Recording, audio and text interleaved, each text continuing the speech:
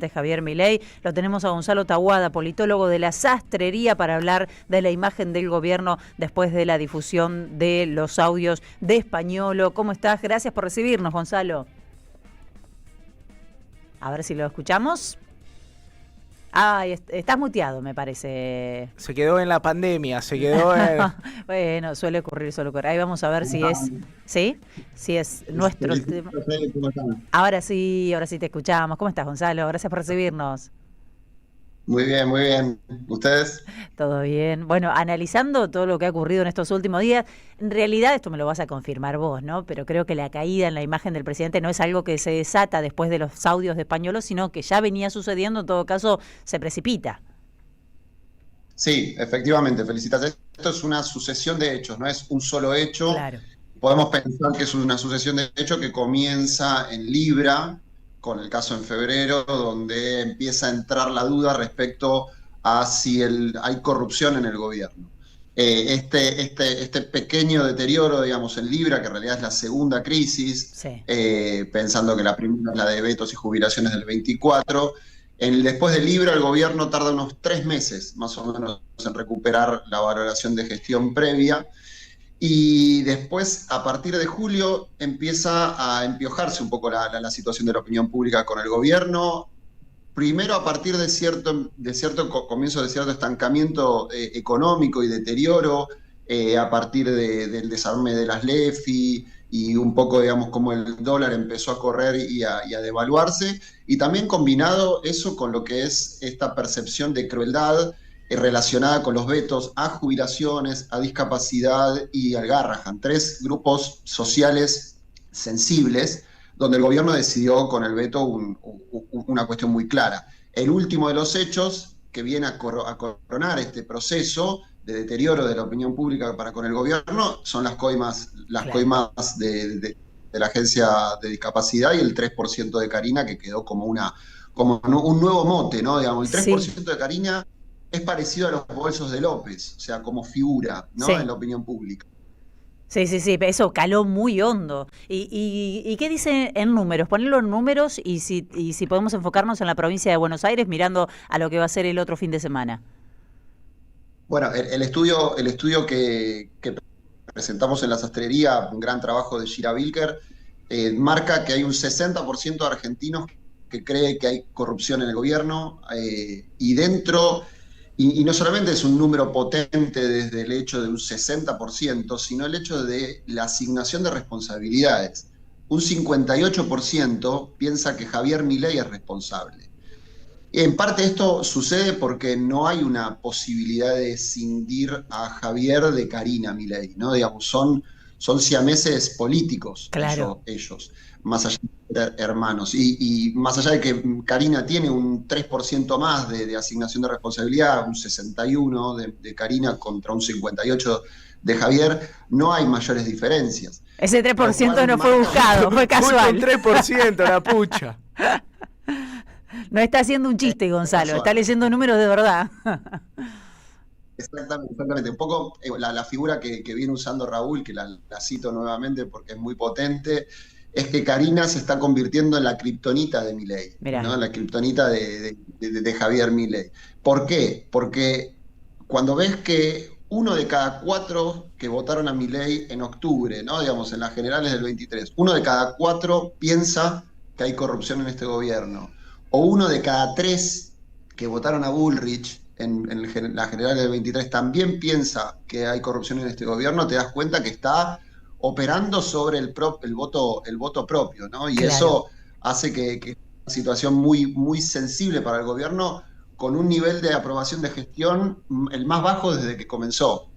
Por primera vez empieza, es cierto que se puede hablar de 40 puntos, ¿no? Digamos, pero empezó con 39,9, ¿no? Entonces es la primera valoración de gestión que empieza con 3 y no con 40 o con 50, como tuvo durante todo este tiempo.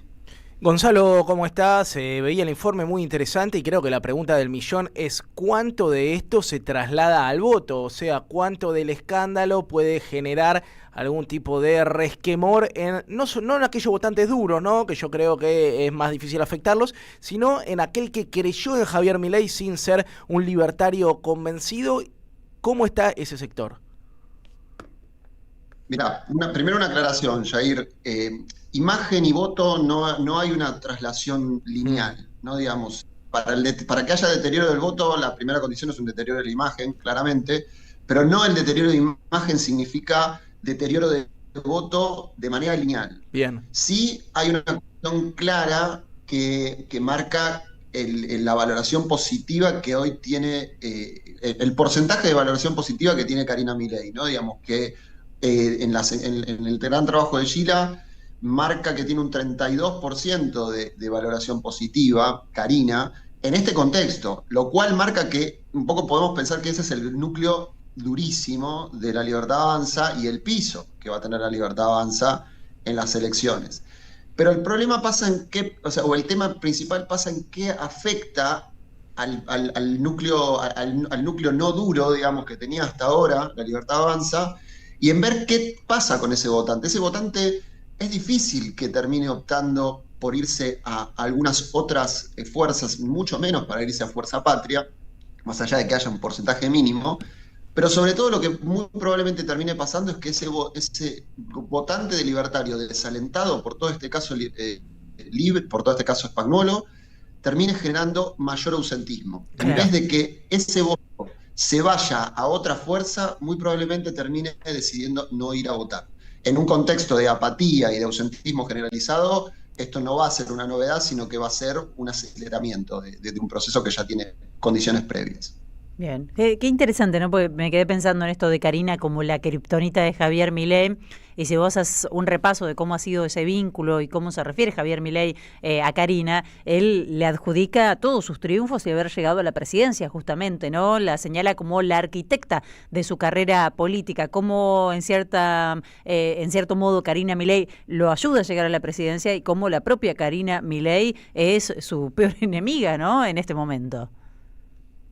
Sí, el planteo de esto indivisible entre los hermanos Sí. Milei surge de ellos, o sea, Claro. de la misma lógica narrativa del presidente Milei, marcando que Karina es el jefe, que Karina es la cabeza, incluso con más importante que él, ¿no? Entonces, que Javier pueda soltar a Karina prácticamente es una utopía. No, es imposible. Entonces, No.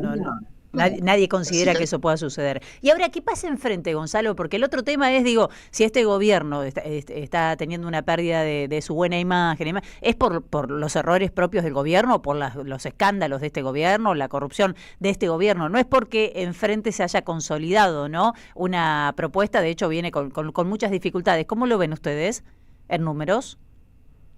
Mirá, sí, efectivamente es así. Son errores propios más que aciertos ajenos. Uh-huh. Todo lo que está en este deterioro de opinión pública para con el gobierno nacional. Si vemos por el lado del peronismo, vemos que tiene, digamos, capitaliza muy poquito. Digamos, algo capitaliza todo esto, pero capitaliza muy poco. En lo que son las imágenes, el diferencial de imágenes positivas y negativas, por primera vez Cristina y Axel están por arriba de Milei, ¿no? Digamos, Milei nunca había bajado del puesto número 1 hasta ahora, porque incluso una novedad de este caso es que baja la imagen de gestión, pero también baja la imagen personal de Milei. Antes, por ejemplo, con Libra había bajado la imagen de gestión, pero no la de Milei. Entonces ahí hay una cuestión novedosa como proceso. Pero más allá de que lo capitalicen un poquito los dos referentes máximos hoy por hoy del peronismo, lo importante es ver qué se puede llegar a armar o qué puede llegar a pasar, ¿no? Y ahí yo un poco pienso que hay una especie de comienzo de un proceso de corporización de un nuevo tercio, ¿no? Uh-huh. Cristina habló antes de las elecciones del 23 de 3 tercios, Sí. ¿no? Hay uno de esos tercios que desapareció porque fue asumido o incorporado por la Libertad Avanza, con Bullrich como referente, pero hay un pequeño germen de un nuevo tercio que son los gobernadores, los provincialismos, Claro. ¿no? En esta elección los provincialismos van a tener un intento, digamos, con esto de grito federal, que incluso ni siquiera se va a llamar grito federal el partido, solamente en Córdoba y Santa Fe se llama Provincias Unidas, pero en las otras 3 que lo componen se llaman de otra manera, un nombre bien local.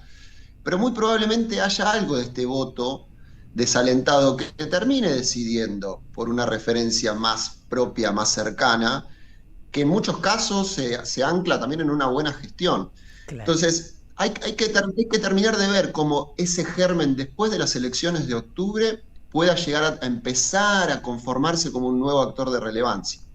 Gonzalo, te pregunto por la provincia de Buenos Aires, veíamos ahí algunos de los mapas, uno tiende a pensar que en la tercera le va a ir muy bien, cuanto menos al peronismo, y que la primera y la octava van a estar disputadas. ¿Qué lectura tienen, qué datos tienen y cómo ves la elección, que ya le faltan 10 días, muy poquito? Sí, ya, o sea, falta muy poco, está ya la elección, ya es casi un hecho, y un poco es en este sistema, en este momento, en este contexto del gobierno nacional, con un golpe fuerte, es muy difícil que se recupere de cara a la elección de la provincia de Buenos Aires, lo cual juega a favor claramente de Fuerza Patria.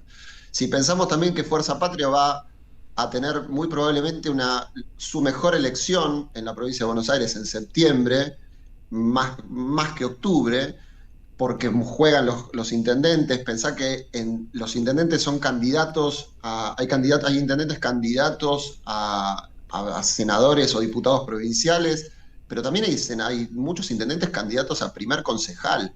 Eso te marca la relevancia de esta elección para los intendentes, porque justamente se juegan la propia, juegan la renovación de sus propios consejos deliberantes y van a poner todo para ello.